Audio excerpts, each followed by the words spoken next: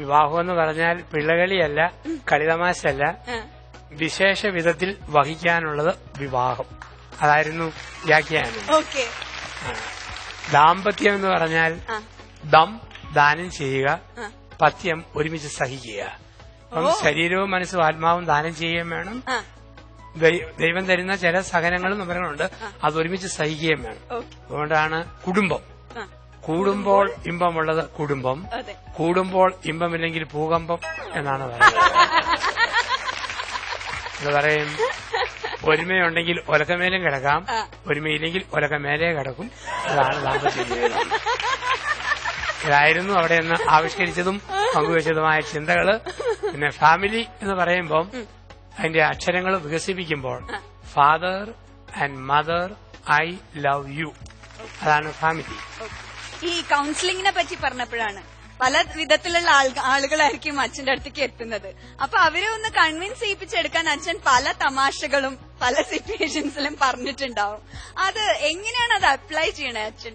അവരോട് പറയും, ദമ്പതിമാരോടൊക്കെ പറയും, ഭാര്യാഭർത്തൃ ബന്ധം എന്ന് പറഞ്ഞാൽ ഭർത്താവ് ശിരസാണ്, ഭാര്യ പെടലിയാണ്. പക്ഷെ ഒരിക്കൽ കല്യാണം കഴിഞ്ഞു കഴിഞ്ഞാൽ പിന്നെ പെടലി അങ്ങനെ തിരിയുവോ, അങ്ങനെ തലയ്ക്ക് പോകാനായിട്ട് പറ്റത്തുള്ളൂ. അതാണ് സാധാരണ പറയാറുള്ള കാര്യം.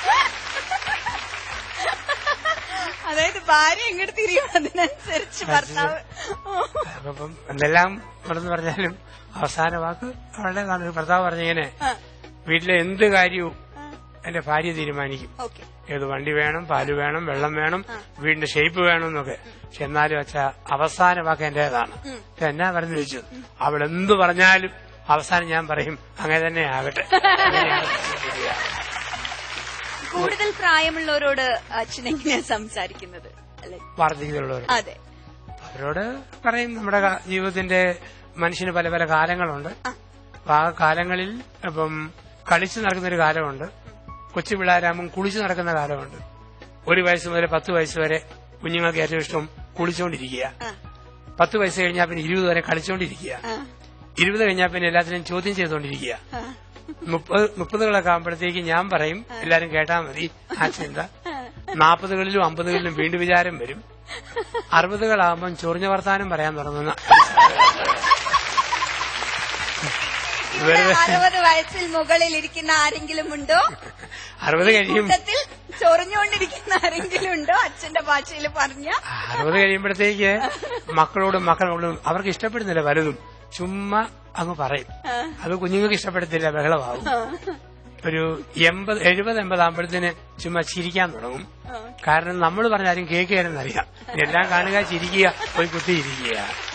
അപ്പൊ ഇങ്ങനെ ഒരു 60കൾക്ക് ശേഷം വരുമ്പം ഒരു കാര്യം ഓർക്കാനുള്ളത്, ചൊറിഞ്ഞ വർത്താനം ശ്രദ്ധിക്കണമെന്നും അപ്പം അല്പം കൂടെയൊക്കെ സ്നേഹത്തോടെ ഇരുന്നില്ലെങ്കിൽ മക്കളും കൊച്ചുമക്കളും അംഗീകരിക്കാൻ സാധ്യതയില്ലെന്നും അല്പം കൂടെ കരുതലുണ്ടായിരിക്കണമെന്നൊക്കെ ആ പ്രായത്തിലുള്ളവരോട് പറഞ്ഞു കൊടുക്കും. ഇപ്പൊ മനുഷ്യന്റെ ജീവിതത്തില് ആണുങ്ങളാണെങ്കിൽ അവർക്ക് 5 കാലങ്ങളുണ്ടെന്നാണ് പറയുക. അവരെ കുറിച്ച് പറയുന്നത്, ആണുങ്ങളെ സംബന്ധിച്ച് ഒറ്റയ്ക്ക് ജോലിയും ചെറുപ്പമൊക്കെ ആയിട്ട് മോട്ടോർ സൈക്കിളിൽ നടക്കുമ്പം അവൻ ആരാന്ന് വെച്ചാൽ അവൻ സ്പൈഡർമാനാണ്. സ്പൈഡർമാന്റെ കാലഘട്ടമാണ്. ഇവിടെ കുറെ സ്പൈഡർമാൻസ് ഉണ്ട്. ഒരു പെണ്ണിനെ പ്രേമിച്ചു തുടങ്ങിയാൽ പിന്നെ അവന് സൂപ്പർമാനാണ്. കാരണം അവിടെ താല്പര്യവും ഇഷ്ടങ്ങളൊക്കെ വരുന്നു. സൂപ്പർമാനാണ്. ഒരിക്കൽ അവളുമായിട്ട് കല്യാണത്തിന് എഗ്രിമെന്റ് ആയിക്കഴിഞ്ഞാൽ പിന്നെ അവൻ ജെന്റിൽമാനാണ്. നല്ല ഇംപ്രഷൻ കിട്ടുന്നുണ്ട്. പക്ഷെ ഒരിക്കൽ കല്യാണം കഴിച്ചാൽ പിന്നെ അവൻ വാച്ച്മാനാണ്. അവനെ നോക്കിക്കൊണ്ടിരിക്കണം. 2 മക്കളായ പിന്നെ പിള്ളേരുടെ പുറകെ ഓടുന്ന ഡോബർമാനായിട്ട്. അപ്പൊ ഇതിങ്ങനെ മാറിക്കൊണ്ടിരിക്കും. എല്ലാ കാലവും സ്പൈഡർമാനാകാൻ പറ്റിയല്ല മോനെ, നിനക്കുമുണ്ട് ഒരു ഡോബർമാന്റെ കാലം. അത് ഓർത്തോണം.